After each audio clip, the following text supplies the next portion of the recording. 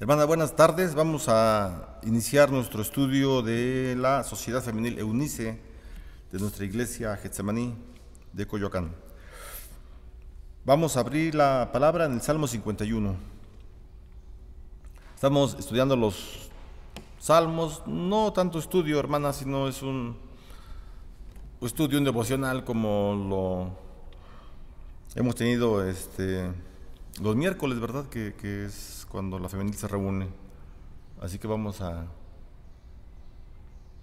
dar lectura. Salmo 51. Le voy a dar lectura a los 19 versículos, a todo el capítulo, pero vamos a ver solamente el versículo 5. Vamos a basarnos en el versículo 5. La palabra del Señor dice: Ten piedad de mí, oh Dios, conforme a tu misericordia. Conforme a la multitud de tus piedades, borra mis rebeliones. Lávame más y más de mi maldad y límpiame de mi pecado, porque yo reconozco mis rebeliones y mi pecado está siempre delante de mí. Contra ti solo he pecado y he hecho lo malo delante de tus ojos, para que seas reconocido justo en tu palabra y tenido por puro en tu juicio. Versículo 5. He aquí en maldad he sido formado y en pecado me concibió mi madre. He aquí tú amas la verdad en lo íntimo y en lo secreto me has hecho comprender sabiduría. Purifícame con hisopo y seré limpio. Lávame y seré más blanco que la nieve. Hazme oír gozo y alegría y se recrearán los huesos que has abatido. Esconde tu rostro de mis pecados y borra todas mis maldades. Crea en mí, oh Dios, un corazón limpio y renueva un espíritu recto dentro de mí. No me eches de delante de ti y no quites de mí tu Santo Espíritu. Vuélveme el gozo de tu salvación y espíritu noble me sustente. Entonces enseñaré a los transgresores tus caminos y los pecadores se convertirán a ti. Líbrame de homicidios, oh Dios, Dios de mi salvación. Cantará mi lengua tu justicia. Señor, abre mis labios y publicará mi boca tu alabanza, porque no quieres sacrificio que yo lo daría, no quieres holocausto. Los sacrificios de Dios son el espíritu quebrantado. Al corazón contrito y humillado no despreciarás tú, oh Dios. Haz bien con tu benevolencia a Sión. Edifica los muros de Jerusalén. Entonces te agradarán los sacrificios de justicia, el holocausto u ofrendas del todo quemada. Entonces ofrecerán becerros sobre tu altar. Vamos a orar, hermanas. Señor, te pedimos por tu palabra, bendícela a nuestra vida, Señor, y que este Salmo 51 nos sirva a nuestra vida en el estado, Señor, que estemos. Quizás sea un estado rebelde, Señor, que sea un estado de meditación en tu palabra, Señor. Tú sabes nuestra vida, nos conoces, Señor. Quizás estemos pasando por situaciones difíciles, de tribulación, de prueba, y oramos a ti, Señor, para que el Salmo 51, como toda tu palabra, sea de bendición a nuestra vida. En el nombre de Jesús te damos gracias, te lo pedimos. Amén. Bueno, versículo 5, ¿verdad? Dice: He aquí en maldad he sido formado y en pecado me concibió mi madre. Bueno, el pecado, hermanos, es también el castigo del pecado. Otra vez. El pecado es también el castigo del pecado. En otras palabras, soy pecador porque heredé el pecado de mis padres, y no hablo de mis padres físicos, sino de Adán y Eva, porque heredé el pecado original. Alguien puede decir: pues miren los cristianos cómo se justifican, ¿verdad? Ellos dicen que son pecadores porque ellos no son culpables, sino que han heredado un pecado. Y eso es verdad hasta cierto punto. Lo hemos heredado. No somos responsables, vamos a llamarlo así, de que recibimos la herencia, pero ahora que conocemos a Cristo, que tenemos una relación con el Señor, ya somos responsables, ¿verdad?, de que este pecado sea eliminado lo más que se pueda de nuestra vida. Sabemos que no vamos a quedar completamente blancos como la nieve, ¿verdad? Pero el Señor nos va purificando, nos va limpiando cada día más para que podamos llegar a ser el vaso que Dios quiere utilizar, para que podamos llegar a ser el instrumento que Dios quiere que seamos en nuestra vida, en nuestra casa, en nuestra vida personal, en la iglesia, en el trabajo, en el vecindario, en todas partes. Así que el pecado es también el castigo del pecado. Ya lo entendemos mejor, ¿verdad? Bueno, estamos hablando del pecado original. El pecado original estaba presente aún antes del nacimiento. David, conocemos la historia del Salmo 51, ¿verdad? El Salmo 51 lo escribe el rey David después de un tiempo cuando él recibe el castigo del Señor por haber cometido asesinato y adulterio. Imagínense usted, esos dos pecados fuertes. Todos los pecados ofenden al Señor, claro que sí, pero cada uno de los pecados trae consecuencias diferentes, ¿verdad? No es lo mismo que si yo me robo 5 pesos a una persona y se da cuenta, me va a reclamar lo que sea. No es lo mismo a que mate a una persona, ¿verdad? Que asesine a una persona. O sea, las consecuencias son distintas. Finalmente, todos los pecados ofenden al Señor. Bueno, en la vida del rey David, él comete adulterio, comete asesinato, y entonces el Señor, ¿verdad?, permite el sufrimiento en la vida de este hombre. Dios permite el sufrimiento en la vida de David, y él entonces, completamente arrepentido, escribe este salmo. Él sabe que solamente Dios le puede perdonar. No hay nadie más que le pueda perdonar, sino solamente Dios. Así que la condición del rey David es completamente deplorable, hermanas. La condición que tiene este hombre es una condición de culpa. Dios ha permitido en su gracia, en el amor que tiene Dios hacia su iglesia, hacia sus escogidos, Dios ha permitido en la vida de David que él llegue a arrepentirse, y eso es gracia. El arrepentimiento no es un don humano. El arrepentimiento no es del hombre, no es algo que el hombre traiga en su vida y que lo traiga de nacimiento como traemos el pecado. No, el perdón no es humano, el perdón es de Dios. Y cuando sentimos el deseo de perdonar a alguien que nos ha lastimado, que nos ha ofendido, que nos ha dañado en cualquier área de nuestra vida, cuando sentimos el deseo de perdonar, es porque Dios ha puesto ese perdón en nosotros. No porque nosotros lo produzcamos de una forma, de ninguna manera producimos nosotros el deseo de pedir perdón, el deseo del arrepentimiento. No, lo que producimos nosotros como seres humanos es pecado. Claro, ¿verdad? Cuando estamos en la iglesia, cuando estamos metidos en las cosas del Señor, obviamente que vamos siendo transformados, ¿verdad? Y ya las maldades, los malos pensamientos, las malas palabras, las malas intenciones, vamos dejándolo atrás. O completamente todo o lentamente, pero vamos progresando. Así que si nuestra vida es de una conducta de mentira, de engaño, de robo, de adulterio, de violencia, de todo, de humillación a las demás personas, etcétera, etcétera, es una vida de pecado. Y tenemos que tener cuidado, ¿verdad? Porque estamos dentro de la iglesia y la iglesia debe caminar lo mejor posible. Nunca va a ser completamente santo en el sentido de que ya no comete un solo pecado. No, eso es imposible.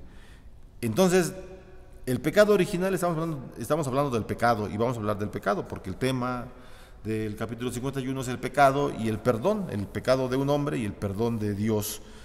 Así que el pecado original estaba presente aún antes del nacimiento del rey David. El pecado original estaba presente aún antes de que naciera usted y que naciera yo. Y el pecado de Adán tuvo un castigo. ¿Cuál fue el castigo? La condición en la que el hombre nace. Ese fue el castigo del pecado de Adán y Eva. La condición en la que nacen los hombres. Por eso es que lo estamos diciendo, ¿verdad? Como es el título del mensaje, el pecado es también el castigo del pecado. Es lo mismo que estamos diciendo. Y sabemos también, hermanos, que el pecado separa al hombre de Dios. Es una separación. Y al estar separados de Dios, lo que significa es muerte. Es muerte, ¿verdad? Y eso es lo que el cristiano no desea, eso es lo que David no deseaba, encontrar la muerte. Lo que David quería, él era encontrar vida, una vida completamente satisfecha a los lados del Señor. Entonces ya estamos viendo, ¿verdad?, que el pecado original estaba presente aún antes del nacimiento del rey David. Y entonces cuando David comete todos los actos que lo separaron del Señor en cuanto a la comunión que tenía, David confiesa tener una naturaleza pecaminosa. Él confiesa, ¿verdad?, que su naturaleza es pecaminosa. Ya lo leímos, ¿verdad? Dice, he aquí en maldad he sido formado, en maldad he sido formado y en pecado me concibió mi madre. Son palabras muy fuertes, ¿verdad? Si alguien no entiende con exactitud lo que dice la Escritura, podría pensar en un Dios terrible, en un Dios que diría, bueno, ¿cómo es posible que si es un Dios de amor, como dicen los cristianos, ¿por qué Dios permite esto? ¿No? O sea, ¿por qué dice aquí que en maldad fui formado y en pecado me concibió mi madre? Pues un niño chiquito, ¿qué culpa tiene? Y no entendemos muchas veces, ¿verdad? Bueno, yo sí entiendo, pero son formas de hablar. No entendemos, ¿verdad?, lo que la palabra menciona, y es realmente cierto cómo es que este pecado que cometieron los primeros padres ha afectado completamente a toda la raza humana. Y el rey David entonces está confesando que él tiene esta naturaleza pecaminosa en su ser. Pues él sabía, hermanos, que él sabía de la responsabilidad que conlleva el pecado. El pecado conlleva una responsabilidad. ¿Cuál es esa? Bueno, no tanto responsabilidad, sino más bien consecuencias, ¿verdad? O sea, el pecado lleva las consecuencias y el pecado lleva la responsabilidad, o tiene el deber el pecado, tiene la orden el pecado de afectar a la gente que lo tiene y a la gente que le rodea. Esa es la responsabilidad que tiene el pecado. Es una responsabilidad completamente negativa, perjudicial, ¿verdad? Claro que sí. Pero el mismo Satanás ha encargado al pecado, vamos a verlo de esta manera, ha encargado al pecado que dañe al ser humano. Entonces, el ser humano que está abierto al pecado, pues va a ser dañado. El ser humano que está abierto a las injurias, a la estafa, al engaño, al adulterio, pues está abriendo su vida para que se siembre la maldad ahí en su vida, y obviamente que al sembrarse la maldad y tener el fruto, la maldad del pecado en una persona, obviamente que va a transmitir esa maldad a otras gentes, porque el pecado es corrosivo, muy corrosivo. Entonces, el rey David confiesa que él tiene esta naturaleza pecaminosa, pues sabe él entonces también de las consecuencias que va a él a vivir a través de lo que ha hecho, ¿verdad? Las consecuencias del pecado son desastrosas, ¿verdad? Pero hay algo importante que pasa en la vida del rey David, algo muy importante, y lo que estábamos comentando, ¿verdad? Que la conciencia que tiene el rey David, la conciencia le recuerda su culpa. Y esto es hermoso por parte del Señor, que el Señor permita que tengamos conciencia en nuestra vida, que tengamos juicio, que podamos discernir entre el bien y entre el mal, que podamos entender cuando estamos actuando de una forma equivocada. Eso se llama conciencia. Y bueno, la teología le llama gracia divina, ¿verdad? Es la gracia de Dios actuando en nuestra vida y que no nos permite que nos corrompamos completamente. Y entonces la conciencia que tiene el rey David le está recordando su culpa. La conciencia de uno mismo nos recuerda lo que hemos hecho mal. Podemos engañar a todo mundo podemos engañar con aparentar cosas, aparentar lo que no somos. Pero finalmente, cuando estamos a solas, cuando estamos caminando, vamos a dormir, cuando estamos comiendo, de pronto la conciencia, ¿verdad?, nos habla a nuestra mente, y no es otra cosa más que el Espíritu Santo, porque somos su iglesia, el Señor, porque somos la iglesia. El otro día estaba yo platicando con una persona y estábamos platicando, ¿verdad?, cosas pues que le ha pasado a la iglesia, no a esta iglesia, sino a la iglesia en todos los tiempos, desde el Antiguo Testamento hasta nuestros días.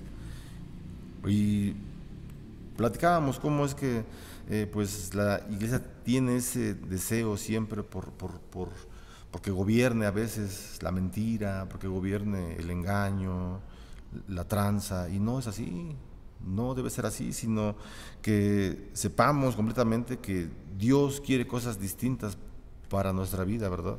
Y entonces en la plática alguno de los dos dijo, bueno, pues a veces uno como que se decepciona de la iglesia y ya no quisiera ir, y cómo es posible.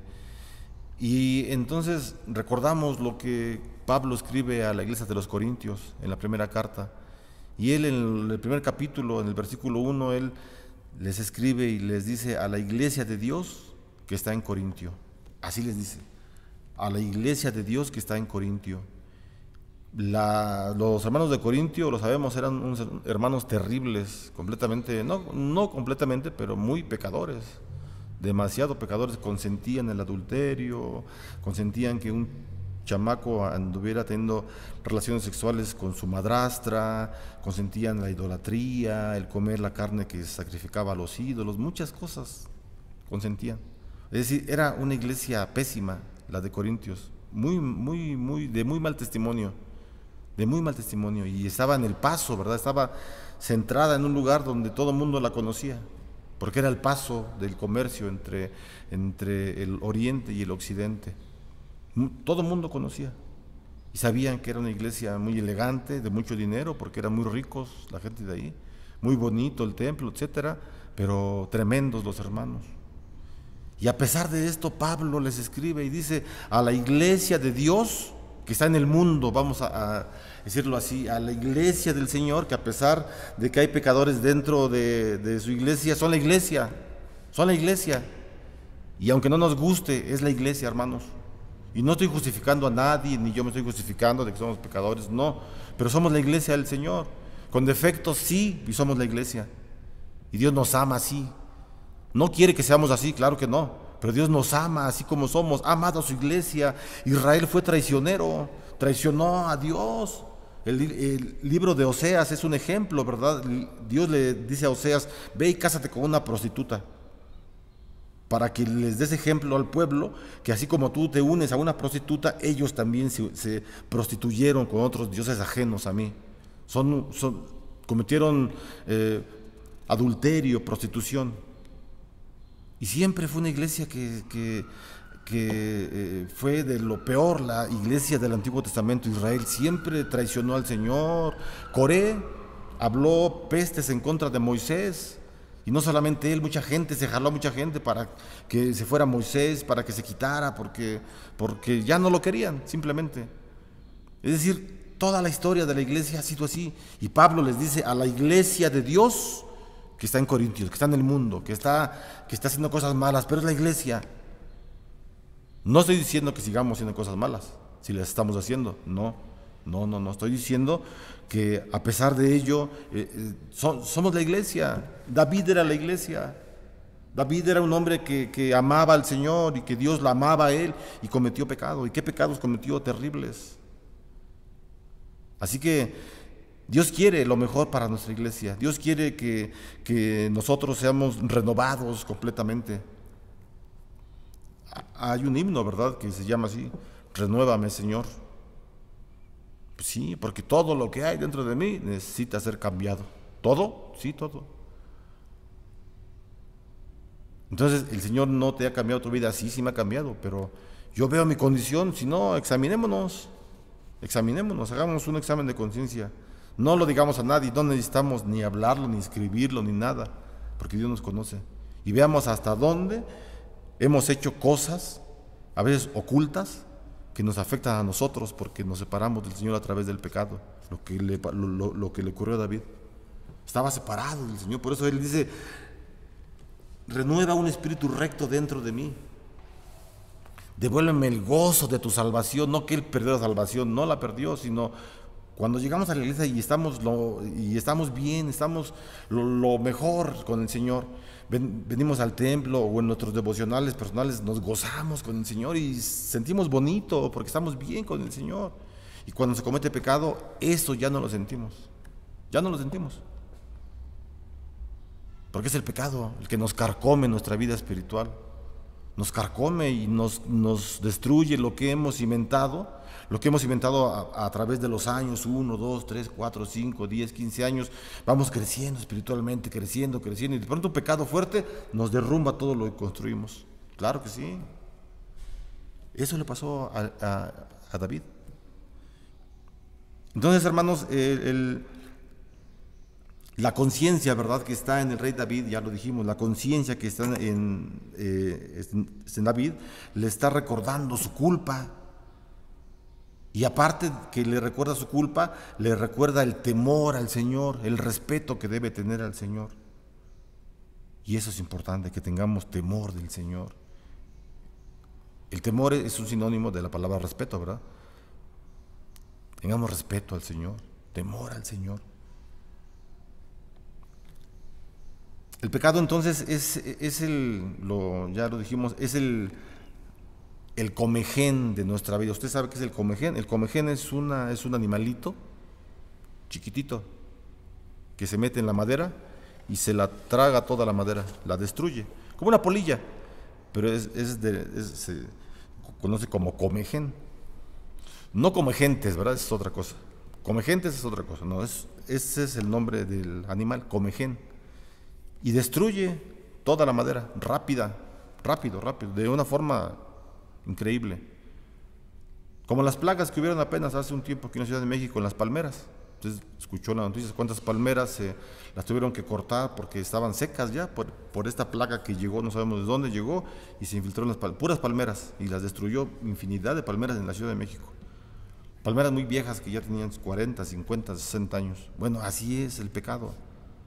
Es el comején que devora sin cesar nuestra vida espiritual, o lo que hemos tratado de edificar en nuestra vida espiritual. El pecado es fuerte, es tremendo, es muy tremendo. Entonces, hermanos, somos por naturaleza, fíjense usted, somos por naturaleza no solamente injustos delante de Dios, sino somos también impuros delante de Dios cuando cometemos pecado, cuando estamos repitiendo un pecado, cuando estamos viviendo con un pecado. Ya somos injustos, ¿verdad?, por el pecado original. Estamos hablando del pecado original y de ahí no vamos a salir, sino del pecado original, del pecado.